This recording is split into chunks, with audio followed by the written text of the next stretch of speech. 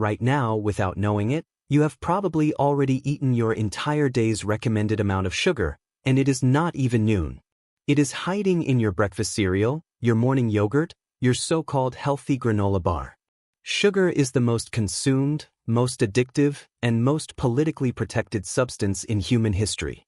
And its story is far darker than anything you have been told. In 1810, a pound of sugar cost the average English worker a full day of wages. By 1900, factory workers were stirring it into their tea 3 times a day. That shift, from luxury to staple, changed the world more profoundly than almost any other commodity in history. But sugar's story does not begin in England or on a plantation. It begins in a jungle, roughly 10,000 years ago. On the island of New Guinea, deep in the South Pacific, indigenous people discovered something growing wild in the tropical lowlands, a tall, thick grass with a fibrous stalk. They pulled it from the ground, bit into it, and tasted something no human being had ever encountered in that form before. Pure, concentrated sweetness. Raw sugarcane. For thousands of years, that was the full extent of sugar's reach. People across New Guinea and the Pacific Islands chewed on raw sugarcane for energy and pleasure. There was no refining, no processing, no trade network. Just people biting into a stalk and savoring the juice. It spread slowly across Southeast Asia, island by island, generation by generation, carried along through migration and early trade routes. By around 3,500 BC, sugarcane had reached the Indian subcontinent. And that is where everything changed. Ancient Indian farmers did not simply chew the cane. They figured out how to crush it, boil the juice, and allow the liquid to crystallize into a rough, brown solid. They called it khanda, which is precisely where the English word candy comes from. For the first time in human history, sugar could be stored and transported. It was no longer bound to the stalk. India had essentially invented sugar as a product. The texts from this era describe it almost reverently. Physicians across the subcontinent began prescribing it as medicine for headaches, stomach ailments, and fatigue. Sugar was sacred, a gift from the earth with healing properties. When Alexander the Great sent his armies east into India around 326 BC, his soldiers returned with tales of a remarkable plant. One of Alexander's officers, Nearchus, described finding a reed that produces honey without bees. The Greeks were stunned. The idea that sweetness could emerge from a grass growing straight out of the ground seemed almost miraculous. And yet, even after this discovery, sugar remained an exotic curiosity in the Western world for centuries, too expensive, too difficult to transport, and too remote to matter to everyday life in Greece or Rome. When sugar did eventually appear in Roman pharmacies, it was sold in tiny quantities at prices only the wealthiest citizens could afford. Roman doctors prescribed it for stomach ailments and eye conditions. A single pound could cost the equivalent of a full month's wages for a common laborer. Sugar was not food. It was medicine, and it stayed that way in Europe for nearly 1,000 years. The people who truly unlocked sugar's potential were Arab traders and scholars during the Islamic Golden Age. Between the 7th and 13th centuries, Arab chemists perfected the process of refining sugar, developing techniques for purifying crystals and producing a product that was whiter, finer, and longer-lasting than anything India had previously achieved. They built sugar mills across Persia, Egypt, and North Africa, planted sugarcane wherever the climate permitted, and began trading refined sugar across the known world. By the time European crusaders arrived in the Levant in 1096, sugar was already deeply woven into Middle Eastern cuisine and medicine. The crusaders tasted it and were immediately captivated. They called it a most precious product, and knights carried bags of it back to Europe alongside their swords and holy relics. Venice, sitting at the crossroads of East and West, became the sugar gateway to Europe.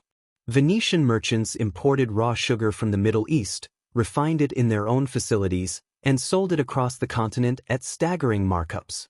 For roughly 200 years, Venice held a near monopoly on European sugar, and the profits were extraordinary. In medieval Europe, sugar was treated much the way gold is regarded today. Kings displayed elaborate sugar sculptures at royal banquets as pure demonstrations of wealth. English monarchs maintained detailed sugar inventories the same way modern governments track precious metal reserves. At the wedding feast of Henry III in 1236, the royal household purchased more than 300 pounds of sugar for a single celebration, a sum worth more than a knight's annual income. Apothecaries locked it behind their counters alongside opium and rare spices, dispensing it as a cure for everything from coughs to melancholy. If you could afford sugar, you were someone of consequence. If you could not afford it, you likely never tasted it. But there was a fundamental problem.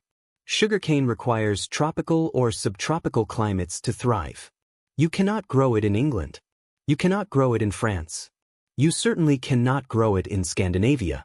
European demand was skyrocketing, but the supply chain depended entirely on trade with the Islamic world, expensive, unreliable, and politically unstable. This is the chapter of sugar's history that most people have never fully reckoned with. In the 1400s, Portugal began colonizing Atlantic islands, Madeira, the Canary Islands, and São Tomé off the west coast of Africa. These islands possessed the perfect climate for sugarcane, and Portuguese planters established the first European-controlled sugar plantations. They needed labor. Initially, they used convicts and poor Europeans. That arrangement did not last. Sugar cultivation is brutal. Planting, harvesting, and processing sugarcane demands grueling physical labor in extreme heat, often 18 to 20 hours a day during harvest season. Workers collapsed from exhaustion, injury, and disease. So Portugal turned to enslaved Africans. The sugar plantations of São Tomé became a testing ground for what would become the most horrific labor system in modern history. When Columbus crossed the Atlantic in 1492, he brought sugarcane cuttings on his second voyage. The Caribbean climate was perfect. The soil was ideal. And European demand was insatiable. The production process was itself a kind of hell. After cutting the cane by hand with machetes in tropical heat, workers were forced to feed the stalks into massive grinding mills within hours before the juice spoiled. Workers who fed cane into the rollers risked losing their fingers, hands, and arms. Plantation owners kept hatchets nearby so that a trapped limb could be severed quickly before an entire person was pulled through. The boiling house, where juice was cooked down in a series of copper kettles over roaring fires, regularly reached temperatures above 140 degrees Fahrenheit.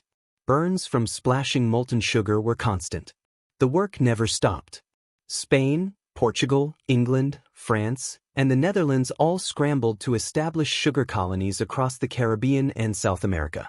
Barbados, Jamaica, Haiti, Cuba, and Brazil became sugar factories. By the 1650s, tiny Barbados, an island roughly the size of a mid-sized American city, was producing more sugar than all of Brazil and was considered the most valuable colony in the entire British Empire, worth more than all the North American colonies combined. Between the 1500s and 1800s, roughly 12.5 million enslaved Africans were forced onto ships and transported across the Atlantic. A massive portion of them ended up on sugar plantations. The average life expectancy of an enslaved person on a Caribbean sugar plantation was just 7 years after arrival. Plantation owners calculated that it was cheaper to work people to death and purchase replacements than to provide humane living conditions. Sugar did not merely benefit from slavery. Sugar drove slavery. It was the economic engine that made the entire transatlantic slave trade profitable. On the French colony of Saint-Domingue, present-day Haiti, enslaved workers on sugar plantations launched the only successful large-scale slave revolt in recorded history. In 1791, hundreds of thousands of enslaved people rose up, burned the plantations to the ground, and fought a 12-year war against French, Spanish, and British armies simultaneously. By 1804, they had won their independence. Haiti became the first free black republic in the Western Hemisphere, born directly out of the violence and suffering of the sugar plantation system. France lost its most profitable colony overnight. Napoleon, who had envisioned a sugar empire in the Americas, was forced to pivot entirely. He sold the Louisiana Territory to the United States in 1803 for approximately $15 million, roughly 4 cents per acre, partly because without Haiti's sugar revenue, maintaining that vast territory simply made no financial sense. Sugar's collapse in Haiti effectively doubled the size of the United States. Napoleon faced yet another crisis. Britain's Royal Navy had blockaded French ports, cutting off access to Caribbean sugar entirely. France needed a domestic source of sweetness. Napoleon turned to sugar beets. The German chemist Andreas Marggraf had demonstrated decades earlier that European beets contained sucrose chemically identical to cane sugar. Napoleon poured resources into beet sugar production, ordered tens of thousands of acres planted across France, offered cash incentives to farmers who converted their fields, and established research institutions dedicated solely to improving beet sugar yields. By 1813, France was producing millions of pounds of beet sugar per year. The monopoly that tropical sugarcane had held for thousands of years was broken. That competition drove prices down and production up, and by the mid-1800s, sugar was cheaper than it had ever been in human history. The Industrial Revolution accelerated this further. Steam-powered mills crushed sugarcane faster and more efficiently than any animal-powered system. Railroads transported raw cane from fields to factory in hours rather than days.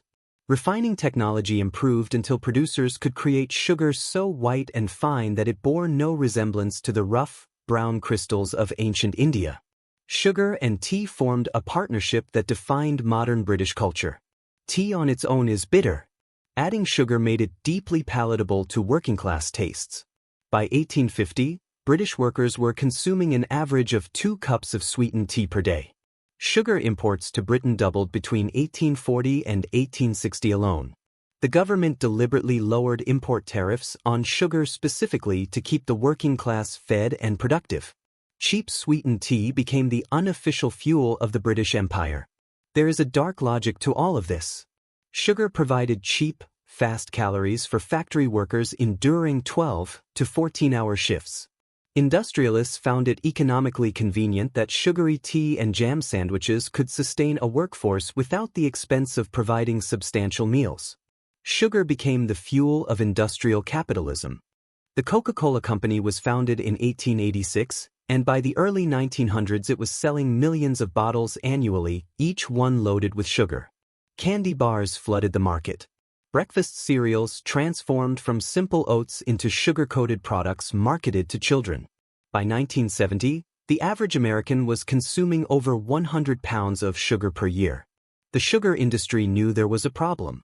As early as the 1950s, internal research at major sugar companies revealed strong links between sugar consumption and heart disease. Rather than sharing this research, the industry buried it. In 1967, the Sugar Research Foundation paid 3 Harvard scientists the equivalent of roughly $50,000 in today's money to publish a review that deliberately downplayed sugar's role in heart disease and instead redirected blame toward dietary fat. The study was published in the New England Journal of Medicine, one of the most prestigious scientific journals in the world, and it shaped nutritional policy for 3 decades. For 30 years, the American public was told that fat was the enemy. Food companies stripped fat from their products and replaced it with sugar to preserve flavor. The result was an explosion of obesity, type 2 diabetes, and heart disease that cost millions of lives. The cover-up began unraveling in 2016 when researchers at the University of California, San Francisco, uncovered the internal sugar industry documents. The evidence showed precisely how the industry had manipulated scientific research, following the same playbook the tobacco industry had used for decades. In the early 1970s, scientists developed a process for converting corn starch into a cheap liquid sweetener called high-fructose corn syrup. By 1984, both Coca-Cola and Pepsi had switched to it in their American products. Within a decade, it had replaced cane sugar in nearly every processed food and drink across the United States. Americans were consuming more sugar than ever, and most had no idea the source had completely changed. As of 2026, the average American consumes approximately 17 teaspoons of added sugar per day. The American Heart Association recommends no more than 6 teaspoons for women and 9 for men. Sugar hides in pasta sauce, bread, salad dressing, flavored yogurt. An average flavored yogurt contains more sugar per ounce than a candy bar. A single can of soda contains approximately 10 teaspoons of sugar, exceeding an entire day's recommended limit in one drink. More than 42% of American adults are now classified as obese.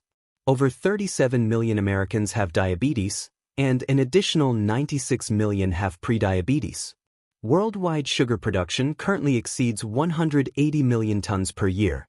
Brazil leads global production, followed closely by India, the same civilization that first crystallized the substance thousands of years ago. The average person on Earth now consumes roughly 50 pounds of sugar annually, and that number continues to climb across developing nations as Western dietary patterns spread globally. Some countries are fighting back. Mexico introduced a soda tax in 2014, and consumption dropped by approximately 12% in the first year. The United Kingdom followed with its own sugar levy in 2018, which prompted major beverage manufacturers to reformulate their products before the tax even took effect. Sugar's story spans 10,000 years and 6 continents. It was present when empires rose and fell. It was the economic engine behind the enslavement of millions. It ignited revolutions. It reshaped entire nations. It funded the Industrial Revolution and fueled the bodies of the workers who built it. And it is sitting in your kitchen right now, in your cereal, your ketchup, your bread, waiting quietly to be noticed. A 10,000-year-old grass from a jungle in New Guinea became the most consequential crop in human history. It built fortunes. It destroyed lives. It toppled empires. And it is still doing all three, just in ways that are harder to see.